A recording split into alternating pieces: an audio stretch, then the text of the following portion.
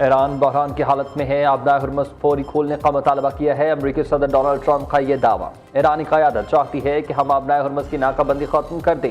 صدر ٹرمپ کا social media پر بیان کہا کہ ایران نے ہمیں مطلع کیا ہے کہ وہ تباہی کی حالت میں بہت کمزور اور مشکل پوزیشن میں ہے۔ امید یہ ہے کہ ایرانی عوام اپنی قیادت کو سنبھال لیں گے۔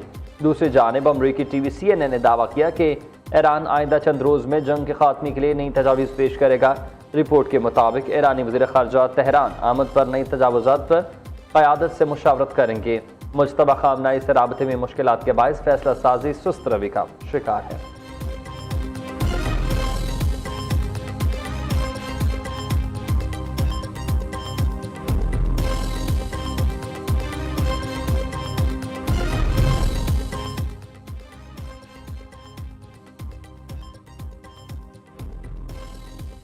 اب امریکہ اور دیگر ممالک پر اپنی پالیسی مسلط کرنے کی پوزیشن میں نہیں رہا۔ واشنگٹن کو اپنی غیر قانونی اور غیر منطقی شرائط ترک کرنا ہوں گی۔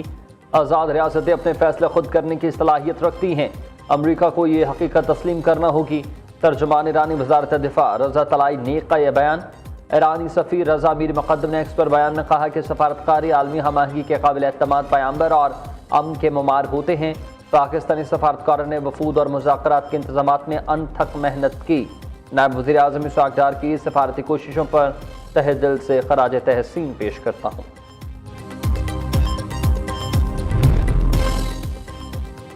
نائب وزیر اعظم اسحاق ڈار کا UN secretary general Antonio Guterres سے ٹیلی فونک رابطہ، خطے کی صورتحال، ایران امریکہ تنازع میں پاکستان کی سفارتی کوششوں پر گفتگو۔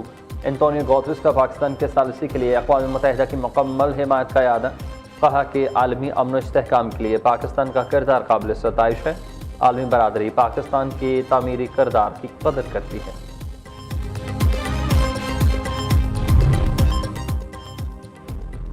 آبنائے ہرمز میں کشیدگی، سپلائی میں خلل سے عالمی تیل مارکیٹ میں غیر یقینی صورتحال۔ متحدہ عرب امارات کا 1 مئی سے اوپیک اور اوپیک پلس سے علیحدگی کا اعلان۔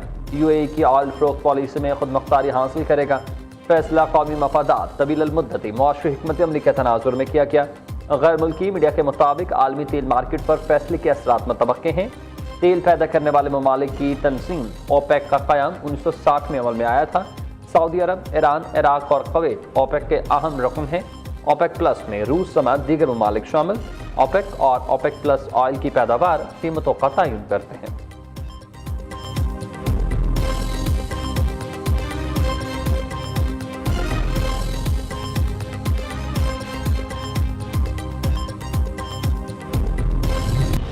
اسلام آباد ہائی کورٹ کے 3 ججز کے تبادلے۔ جسٹس محسن اختر قیانی کو لاہور ہائی کورٹ ٹرانسفر کرنے کی منظوری دے دی۔ جسٹس بابر ستار پشاور، جسٹس سمن رفعت امتیاز کا سندھ ہائی کورٹ میں تبادلہ۔ جوڈیشل کمیشن ارکان نے کثرت رائے سے فیصلہ دیا۔ جسٹس ارباب طاہر اور جسٹس خادم سومرو کے تبادلے کی سفارش واپس۔ چیف جسٹس یحییٰ افریدی نے جوڈیشل کمیشن اجلاس کی صدارت کی ہے۔ اعلامیے کے مطابق ججز کی خالی نشستیں ٹرانسفر کے ذریعے پر کی جائیں گی۔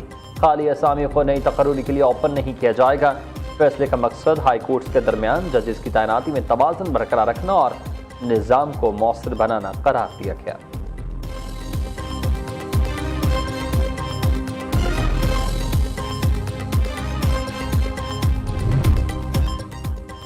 ججز تبادلوں پر تحفظات کمیشن کے سامنے رکھ دیے ہیں۔ موجودہ حالات میں عدلیہ کو مضبوط کرنے کی ضرورت ہے۔ ججز کا تبادلہ کسی فرد کا کام نہیں ہے۔ اس فیصلے سے عدلیہ میں تقسیم مزید بڑھے گی۔ 4 برسوں میں اداروں کی ساخت بہت متاثر ہو چکی۔ چیئرمین PTI بیرسٹر گوہر کی میڈیا سے گفتگو۔ ممبر جوڈیشل کمیشن علی ظفر نے کہا کہ جسٹس بابر ستار نے چیف جسٹس کو لکھے خط میں درست مطالبہ کیا۔ ججز ٹرانسفر سے قبل ہی رولز بننے چاہیے تھے۔ ججز ٹرانسفر کے لیے ٹھوس وجوہات درکار ہوتی ہیں۔ تبادلے کے اس انداز کو سزا کے طور پر استعمال کیا جا سکتا ہے۔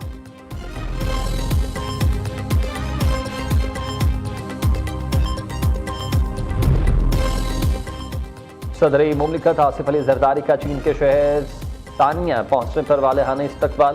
صدر مملکت پاک بحری کے آبدوز ہنگور کی کمیشن تقریب میں شرکت کریں گے۔ صدر آصف علی زرداری کی شہر ثانیہ کے حکام سے ملاقات شیڈیول۔ اسٹریٹجک تعاون اور سی پیک کے فروغ پر تبادلہ خیال ہوگا۔ اس سے قبل صدر مملکت نے صبح ہنان میں چیئرمین ماؤزن سے آبائی شہر شاوخان کا دورہ کیا۔ صدر مملکت کو چیئرمین ماؤزن تنگ کی زندگی اور جدوجہد سے متعلق آگاہ کیا گیا۔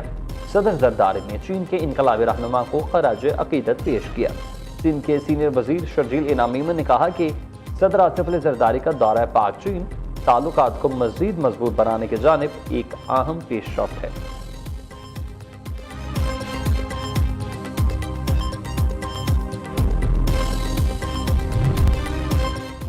اقتصادی ترقی کے لیے سرمایہ کاری کا فروغ اولین ترجیح ہے۔ سرمایہ کاری کے فروغ کے لیے ریگولیٹری تعمیل پر عمل درآمد کو مزید آسان اور کم خرچ بنانا ضروری ہے۔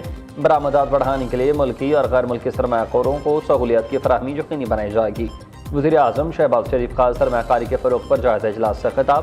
وزیر اعظم سے یورپی یونین کے تجارتی وفد کی ملاقات۔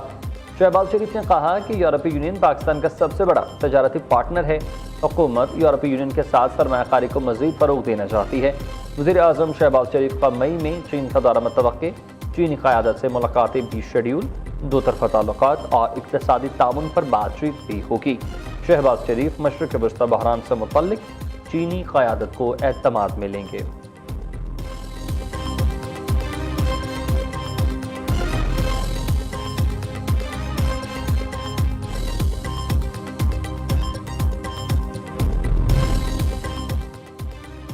IMF ایگزیکٹو بورڈ کا اہم اجلاس 8 مئی کو طلب۔ پاکستان کے لیے $1.2 ارب کی آخری قسط جاری کرنے کی حتمی منظوری دی جائے گی۔ ادھر حکومت کی IMF کو نئے منصوبوں کے لیے 10% فنڈز مختص کرنے کی یقین دہانی۔ ذرائع وزارت خزانہ کے مطابق وزارت خزانہ نے PSTP کے لیے 3000 ارب کی تجویز مسترد کر دی ہے۔ سولر صارفین کے لیے بڑی خوشخبری ہے۔ نیپرا نے 25 کلو واٹ تک صارفین کے لیے لائسنس فیس ختم کر دی ہے۔ 25 کلو واٹ سے زائد صارفین کو 1000 روپے فی کلو واٹ لائسنس فیس ادا کرنا ہوگی۔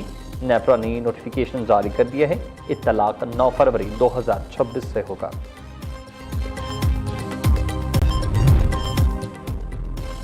بانی پی ٹی آئی کی آنکھوں کا پمز ہسپتال میں فالو اپ طبی معائنہ مکمل۔ پمز انتظامیہ کا کہنا یہ ہے کہ بانی پی ٹی آئی کو انٹرویٹرل انجیکشن کی چوتھی ڈوز دی گئی ہے۔ میڈیکل پروسیس سے قبل بانی پی ٹی آئی کی رضامندی حاصل کی گئی۔ ادھر اڈیالہ جیل میں بانی پی ٹی آئی کی اہلیہ بشرا بی وی کی آنکھ کا چیک اپ مکمل۔ میڈیکل ٹیم نے بشرا بی وی کی آنکھ کی صورتحال کو تسلی بخش قرار دے دیا۔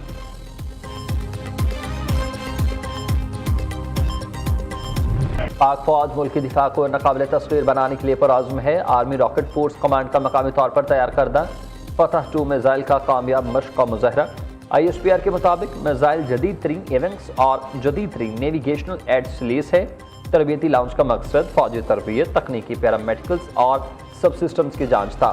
اعلیٰ عسکری قیادت نے فتح سیریز میزائل کی کامیاب مشق کو سراہا۔ صدر، وزیر اعظم، وزیر داخلہ، وزیر اعلیٰ پنجاب نے سائنسدانوں اور قوم کو مبارکباد پیش کی۔